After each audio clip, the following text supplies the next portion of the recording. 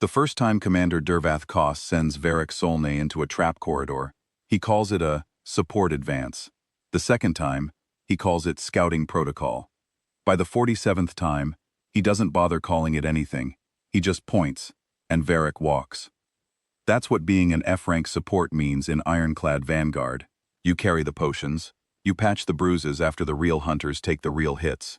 And when a dungeon corridor might be loaded with pressure plates, spike traps, or mana discharge nodes, you walk it first, so the S ranks and A ranks behind you don't have to risk their class ratings on a bad floor. Varric knows the arrangement, has known it since his second week on the roster. He's not the kind of person who fools himself. He's 23 years old, black hair, plain gray field jacket, rank badge that reads F, support. He has no offensive skill. His registered class is listed as passive stabilizer, which the guild board's own documentation describes as non-essential in high-threat environments. The phrase non-essential appears in the hiring contract under a clause that limits the guild's liability if he dies on a run. He signed it anyway, because it was the only contract anyone offered him. Dervath is handsome, broad-shouldered, and has the kind of easy authority that makes everyone in a room look to him first. When he briefs the party before a run, he's precise and confident. He never looks at Varric when he talks. Varric is not the kind of asset you talk to. He's the kind of asset you deploy. The Veltrum Dungeon, 38th floor. Dervath points. Varric walks. The floor is a choke corridor, with a ceiling low enough that Varric has to duck. 12 meters of packed stone, and the air hums the way it does when mana discharge nodes are embedded in the walls. Varric counts 4 pressure changes as he crosses. 4 nodes. His body absorbs the discharges, each one a white-hot jolt that locks his muscles for half a second, and he makes it out the other side, shaking, lungs burning. He turns back. "Clear," he says. Dervath nods and walks through with the rest of the party, unhurried, talking to the A-rank swordsmen about their clearance bonus. Nobody looks at Varric. That's the other thing. It's not cruelty exactly. It's indifference. To Dervath, using Varric as a human mana rod is not a moral decision. It's logistics. You use the lowest value asset to protect the highest value assets. The F-rank support is the lowest value asset. The math is simple. By the time Ironclad Vanguard clears the 42nd floor, Varric has triggered 247 traps. He has a partial list in his head: 68 pressure plates, 41 mana discharge nodes, 33 spike release mechanisms, 22 concussive burst panels, 17 frostlock chambers, 14 acid spray vents, 12 gravity crush rings, 11 fire channel corridors, 9 shadowbind webs, 8 collapse triggers, 7 poison mist seals, and 5 something elses he couldn't classify because they hit him so fast, he was already on the ground before he could look. He has been hospitalized 4 times. He has not missed a run. He is very, very good at not dying.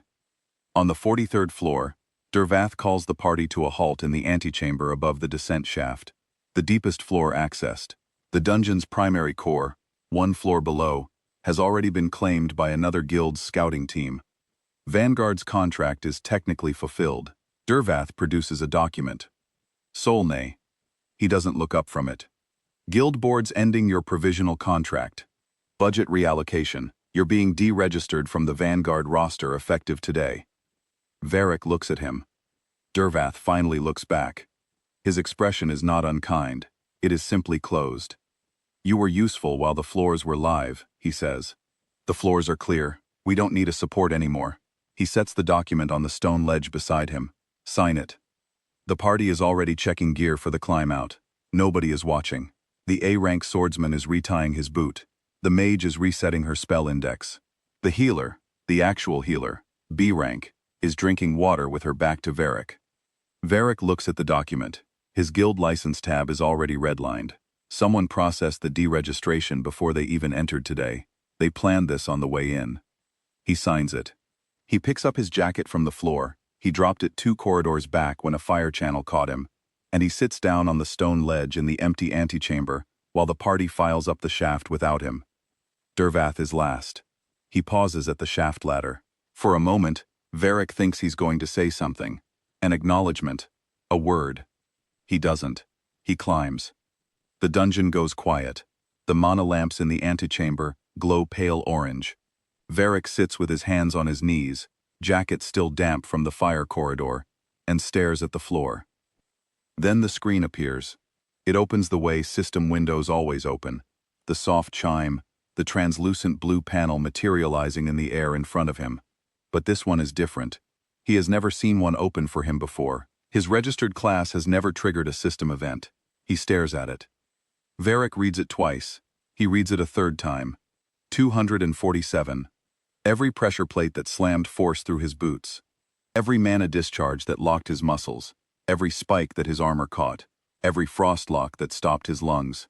Every fire channel. Every acid vent. Every gravity crush ring that put him on his knees in the dark while the party walked past above him. All of it. Stored. In him. Waiting for him to reach out and use it. He closes the window. He sits with that for 1 full minute. Then he stands up, picks up his jacket, and walks to the shaft. Not up, down.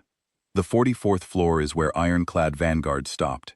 It is also where the Carenthal City Guild Board's public clearance record shows a standing S-rank dungeon that no licensed party has completed in the 3 months since the Veltrum Primary Core was first opened.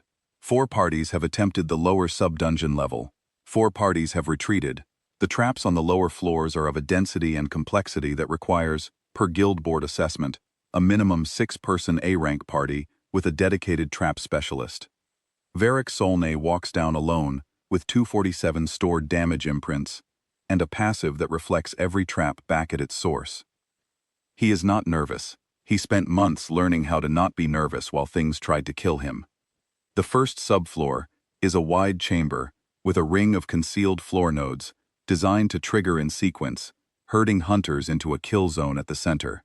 Varric steps into the room and the first node fires. Mana discharge, familiar, a sensation he has felt 41 times, and the trap mirror returns it to its source in the floor. The node detonates itself. A section of floor drops away, revealing the next 2 nodes prematurely, which trap mirror also catches and returns. In 11 seconds, the entire ring circuit destroys itself. Varric walks to the center of the room. He tilts his head at the scorch marks on the floor. Exactly what he expected. He keeps walking. The second subfloor is a series of narrow corridors, the same geometry as the 42nd floor, where he took 14 acid spray hits in a single run. He doesn't trigger a single one. He holds 2 damage imprints from acid spray events in ready, and the trap mirror handles the rest. He walks the 12 corridors in 8 minutes. The corridor behind him sounds like something that was not built to destroy itself, doing exactly that. The third subfloor is where the previous 4 parties turned back. Varric can see why. The ceiling, the walls, the floor, and 4 floating mana constructs in the center of the room are all active traps, overlapping fields, no clear path. He reads it for 30 seconds. Then he releases 6 damage imprints, 3 concussive burst, 2 gravity crush, 1 mana discharge at elevated pressure, in sequence into the 4 constructs. Not randomly, precisely. The detonation cascade takes 40 seconds. When the room settles, the constructs are inert, and the field overlaps have collapsed.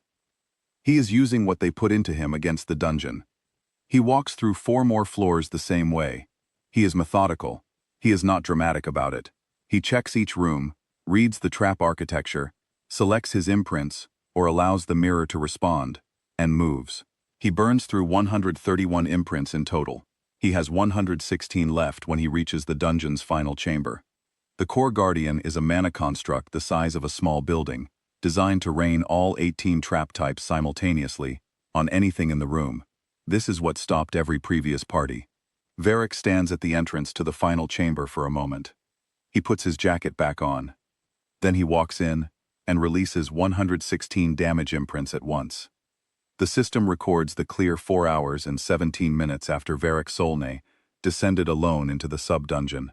The completion broadcast goes to every guild board in Carenthal City automatically. Solo clear, unregistered party, S-rank sub-dungeon, first completion since opening. The registered hunter on the clear log, Varric Solnay, class filed, Echo Warden/above system. The guild board calls a mandatory re-evaluation hearing within 24 hours. They have to. That's the protocol when a solo clear produces a class classification they cannot categorize. Dervath Koss is also called to the hearing. His name appears in the filing because Varick's old deregistration document lists him as the authorizing officer. The board needs to verify the contract conditions under which an F-rank support was operating in an S-rank dungeon environment for 8 months. There are questions. There are specifically 247 questions, documented in the damage absorption log the Echo Warden class provides as an automatic record upon activation, timestamped, cross-referenced to Ironclad Vanguard's run logs. The board chamber is full. Word spread quickly. A solo S-rank clear is not something that happens often. An F-rank support, achieving 1, is something that has never happened. Varick sits at the center table. He still has the gray jacket. He still has the same expression. Not cold, not angry, just settled. Like someone who has had a lot of time in quiet rooms to decide who he is. Dervath sits across from him, with 2 guild attorneys and his rank badge on the table. He looks the same as always, composed, authoritative. For the first part of the hearing, he stays that way. Then the board chair puts the damage absorption log on the room's main screen. 247 entries, timestamps matching Vanguard's logged clearance runs, trap types, force levels, recovery times, a complete record of 8 months of deliberate use as a living trap detector, documented by the class those 8 months accidentally built. Dervath's composure holds through the first 30 entries. By entry 80, one of his attorneys puts a hand on his arm and whispers something. By entry 150, Dervath is very still in a different way than before. By entry 247, the board chair stops the log. "Commander Koss," the board chair says, "do you contest any entry in this record?" A long silence. Dervath looks at Varick. It is the first time since Varick's first week on the roster that Dervath has looked at him the way you look at a person. "No," Dervath says. His voice is the same. The rest of him isn't. He pushes his chair back, and in front of the full board chamber, in front of every guild representative and every observer in the gallery, he stands and he bows his head. Not a slight nod, a real bow. "I contest nothing," he says. "The record is accurate." The board chair marks it official. The system updates Varick's classification on the main screen while the chamber watches. The F-rank support badge overwrites in real time. Echo Warden, above system, /unclassifiable. No rank tier. The system literally cannot assign one. Varick looks at it for a moment. Then he looks at Dervath, who is still standing with his head down. "You can sit," Varick says. Dervath sits. The hearing takes another 40 minutes to conclude. Ironclad Vanguard's guild license is suspended pending review. The 4-party members who sign the clearance logs are individually called to supplemental hearings next week. Their contracts with Karenthal's top-tier dungeon circuit are frozen while the review runs. When the chamber clears, Varick's personal message queue shows 11 new notifications. 3 are from guild boards offering immediate top-rank contracts. 2 are from independent hunter associations requesting an affiliation meeting. 5 are from former Ironclad Vanguard members, not Dervath, the others, asking to talk, asking to explain, asking if there's any way to discuss partnership terms for future runs. He reads them all. He closes the queue. He picks up his jacket from the back of his chair.